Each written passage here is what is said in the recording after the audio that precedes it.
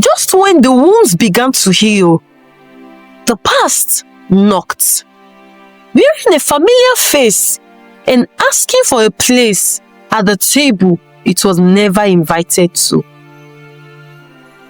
Obinna sat across from Kene and Duru, beneath the mango tree, the same place peace had begun just weeks ago. "I am your blood," he said softly, "even if you didn't know I existed." No one spoke. Ebuka watched Kene closely. The older man's eyes were heavy with confusion, memory, and something close to fear. Amaka reached for a cup, but her hands trembled. This was supposed to be a time of laughter, of healing. But the stranger who claimed kinship had brought the past with him like a storm. "I don't want land," Obinna continued. "Not yet. I want to know who I am." Kene finally spoke. "You are a scar I didn't know I carried." The words stung. Obinna nodded once, stood, and walked away. The days after Obinna's arrival were quiet, but not peaceful. No laughter echoed from the compound. The mango tree shed more fruits than usual, as if it too felt burdened. Kene retreated into himself. Nuru kept watch over his brother, wondering what Kene remembered and what he refused to. "I never saw Nneka again," Kene finally said one morning. "But I loved her once before the field." "Then Obinna is yours," Duru said. "But what do I do with him?" "Start where we started, by listening." That evening, Ebuka found Obinna near the well. "Do you believe you belong here?" he asked. Obinna looked up. "Not yet, but I want to." And that was more dangerous than any demand for land. The envelope arrived on a Thursday. No one opened it at first. Kene stared at it on the table. "My life is inside that paper," Duru said. "Then let's read it." Amaka unfolded the page. Her voice was steady, too steady. "It's a match," Obinna exhaled sharply. Kene closed his eyes. Ebuka looked at the elders. "There's no more doubt." But that didn't mean there would be peace. Some murmured about inheritance. Others whispered about shame. Kene stood. "He is my son." Obinna's eyes shimmered, but he didn't smile. Blood had spoken. Now the village would too. Talk of land returned like a stubborn echo. "He must inherit something," one elder said. "That is tradition. But the land has already been divided," another replied. Kene sat quietly. Obinna finally said, "I want no land taken from my cousins." The room stilled. "But I also don't want to be remembered as a shadow." It was a complicated request. Honor without claim. "I will build beside the garden," Obinna offered. Duru looked at Kene. "Then the land grows larger." And just like that, new roots were permitted.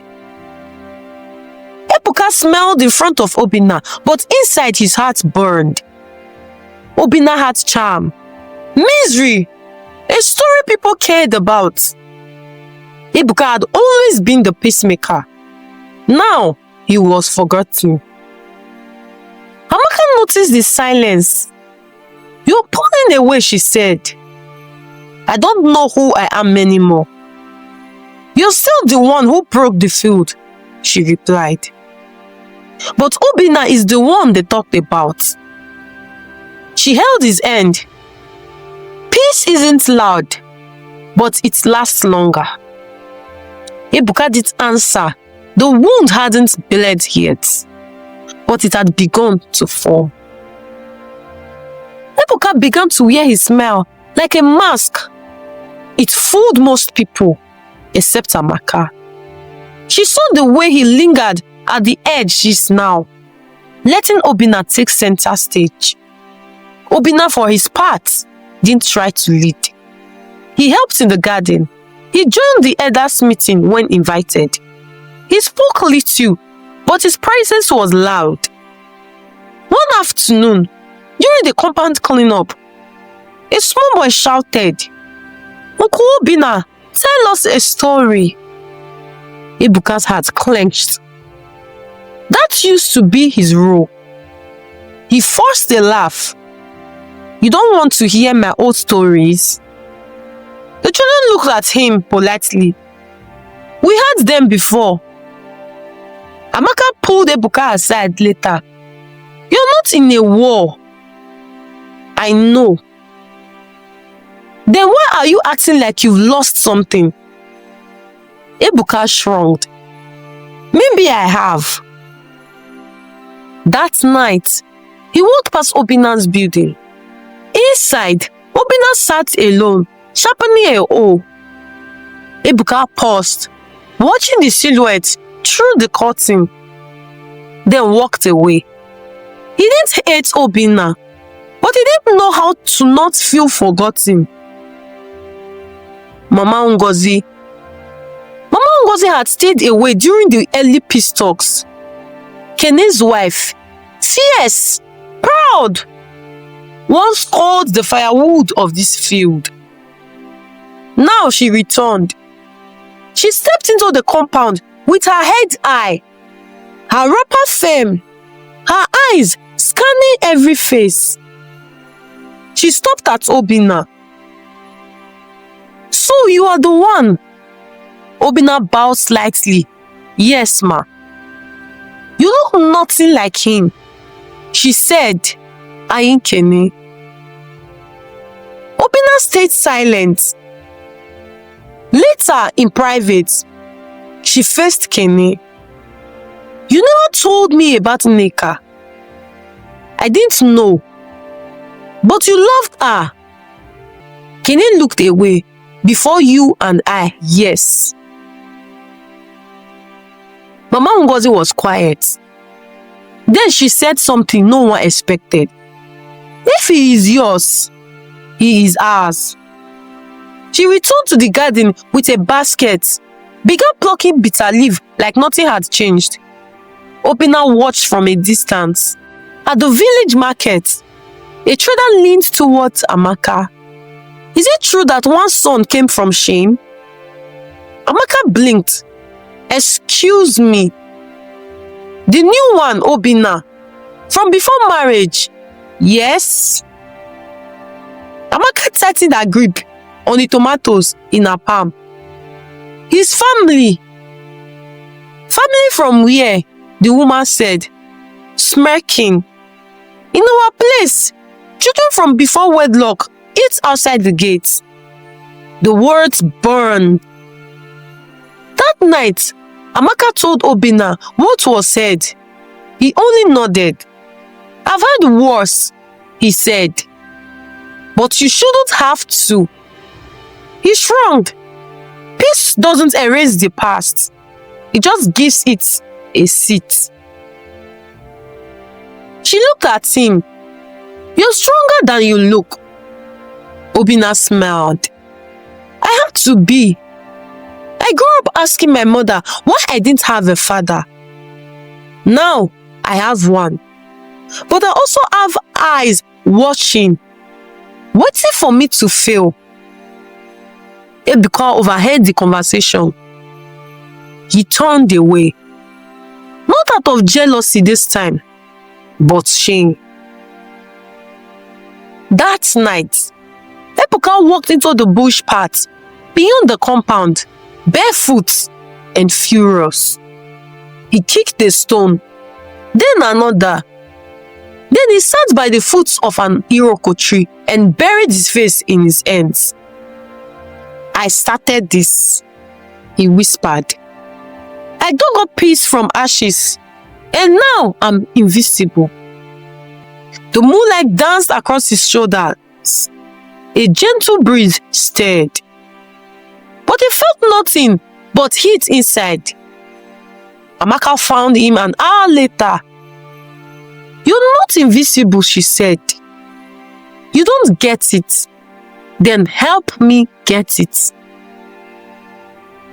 Ebuka looked at her. He fit so easily, like he belonged here all along. Because he fought his whole life to find this. You grew up with it. But I never felt like I earned it. Amaka sighed beside him. You earned it the day you stepped across that trench and handed me a letter of peace. They sat in silence. Ebuka exhaled. I don't hate him. I know. I just miss being seen. Amaka reached for his hand. I see you. The village decided to host a feast, a full reconciliation ceremony to honor the journey. Drinks flowed, goats were roasted, even elders from nearby clans came. Kenneth stood, grey-bearded and regal. He spoke of mistakes, of silence, of the son he didn't raise but had the chance to know now. Duru followed, with a rain joke about age and stubbornness. The crowd laughed. A small girl placed flowers on their laps. Then Obinna. He stood slowly, calmly. I was raised by stories of absence. Tonight, I stand inside a story of return. I will not ask for a seat. I will earn it as my cousins did. The crowd cheered. Finally, Ebuka rose. He raised his glass. Peace isn't a moment. It's a discipline. And it costs more than we realize. But it's worth the price. He looked at Obinna. Welcome home. Obinna smiled. A goat bleated loudly. Children burst into laughter. For the first time in generations, a fire burned in the compound. Not of anger, but of warmth. The peace feast was barely a week old when a stranger arrived again. This time, a woman. She walked with poise, her scarf perfectly tiled, lips firm. She introduced herself to the elders in the compound as Chioma, Nneka's sister. I came for Obinna, she said. And for answers, the air tightened. Amaka offered her water. The woman refused. My sister died poor, sick, and alone. While she nodded at Kenny, lived with silence. Kenny stood without speaking. He looked older in that moment, weighed down by invisible chains. Choma pulled out a faded photograph. Nneka holding a baby, Obinna. She never stopped loving you, but she chose her dignity. I never knew, Kenny whispered. You never asked. Obinna stepped between them. We cannot fix the past, but we can stop dragging it into tomorrow. Choma stared at him, then softened. You sound like her, she said. Then she sat. The storm she brought had passed, but not without shaking the ground once more. The family garden had blossomed since its planting. Sunflowers, cassava, bitter leaf. and okra now danced in the wind. It had become more than soil. It was a symbol.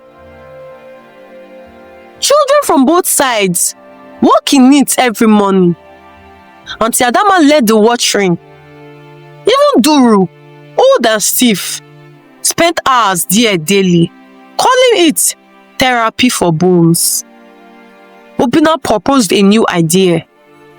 We should turn part of this into a peace school. Tell children history, true history. Ebuka blinked. You mean this history we never learned? Yes, Obinna said. The one that includes our silence, our errors. The elders hesitated. Education was power. Power meant change. But Chika added, if we do not teach them how we nearly destroyed each other, they might repeat it. That day, the plan was approved. A corner of the garden would be turned into a storytelling hut. One where truth would be planted like seeds, and lies would have no roots. It began in the early hours, a strange orange glow rising behind the yam barn. By the time Ebuka and Duru got there, flames were eating into the back fence. Smoke rose like an angry spirit. Fetch water, Duru shouted. The villagers responded. Buckets flew from hands to hands. Amaka screamed instructions. Obinna kicked open the old wells, covered and pulled water faster than anyone. By dawn, the fire was out. But the garden edge was charred. The story hut would have caught fire but was saved. What happened? Kene asked. Coughing. No one knew. Later that evening, a young boy admitted to sneaking in with a lantern. He had come to see the garden ghosts. Someone told him lived there. He left the lantern under a bush. The boy's mother cried, kneeling before the family. Obinna helped her up. He didn't mean to destroy, but he must learn how close we came to losing something sacred. And just like that, the lesson began earlier than planned. Amaka got married and became pregnant. When she told Ebuka she was pregnant, he went silent. Then he cried, and she laughed through her own tears. They planned a naming ceremony beneath the mango tree. This time, the chairs were not divided. The family gathered as one. Old enemies now held calabashes together. The child, a girl, was named Ifunanya. Love that does not die. Kene held her. Liru whispered a blessing. Even Mama Ngozi danced, clapping with soft pride. When Obinna came forward to hold the baby, silence fell. He looked down at the girl and smiled. Let her know all of it, he said. The war, the fire, the healing. She will, Amaka replied. Kene began sitting on the same bench every evening, beneath the mango tree where it all began. He invited one child each night to tell them the truth. The day I slapped your uncle, he said to a little boy, I lost more than a brother. To a young girl, I once burned the letter I wish I had read. If you ever see a message meant for peace, deliver it. The village called it the bench of truth. People came to listen, to learn. And when Obinna sat beside his father one day, Kene said, I loved your mother and I failed her. Obinna nodded. But you honored her memory by opening this bench. The past was not erased, but it was no longer feared. It was the end of Harmattan. Dry winds blew dust across the compound. The mango tree had only one fruit left. Golden, full, and ready. Duru spotted it first. He looked at Kene, smiled and said, Shall we? The two brothers walked to the tree. Kene reached up, he plucked the mango and handed it to Obinna. Obinna broke it in half, then gave one piece to Ebuka, one to Amaka, one to Ngozi, one to Auntie Ifoma. The last he held out to his father. Kene took it, his eyes wet. "No one is missing," he said. "No one," Obinna replied. They ate in silence, and the past, like the tree, remained rooted, not as a threat, but as proof that peace was possible. Years had passed. The mango tree still stood in the center of the compound, though its bark was gnarled, and one side leaned a little from storms. Still, it bore fruits every season. Children, some born after the field, others during the final days of silence, gathered there for stories. Not fables, but family history. It was Ebuka who now sat in the chair Kene once used, who remembers the story of the trench. He asked the small crowd of wide-eyed kids. One girl raised his hand. That was the crack between two brothers, right? Ebuka nodded. But do you remember what filled the trench? The boy beside her guessed. Peace. Ebuka smiled. No, it was choice. They chose peace every day, even when it wasn't easy. He looked beyond the tree at Obinna's building, now painted bright blue with garden beds on each side. Obinna wasn't just family. He had become the keeper of bridges, the one who reminded everyone what silence had once cost. Under the mango tree, the children leaned closer. You must remember this, Ebuka said gently. Peace can grow like trees, but it can also rot if no one tends it. Amaka was sorting through the old clay storage hut behind her mother's house when she found them, wrapped in clothes, tied with twine, and marked with the faded ink of forgotten urgency. Letters, dozens, all addressed, most never sent. Some from Nneka to Kene, others from Auntie Nadama to Duru, even a letter from Mama Ngozi never delivered, apologizing for her part in fanning the fire.